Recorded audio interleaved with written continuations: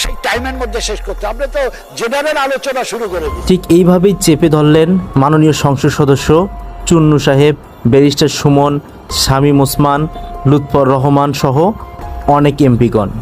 আজকের সংসদে ব্যারিস্টার সুমন চেপে ধরলেন প্রধানমন্ত্রী শেখ হাসিনাকে বেনজিরের টাকার হিসাব দিয়ে যেতেই হবে, এরকম একটা ঘটনা ঘটলেন সংসদের ভিতরে। জি বন্ধুরা, সংসদে এবার প্রত্যেকটা এমপির টনক নড়ে গিয়েছে যখন টাকার কথা উঠে এসেছে।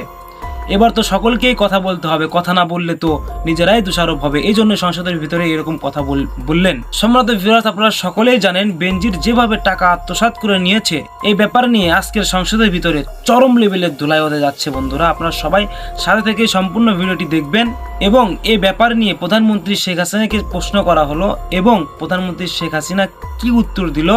আর এইরকম কথা উঠে এসেছে, শেখ হাসিনা আপনি নাকি নিজেই বেনজিরকে দেশ ছাড়বার জন্য সাহায্য করেছেন।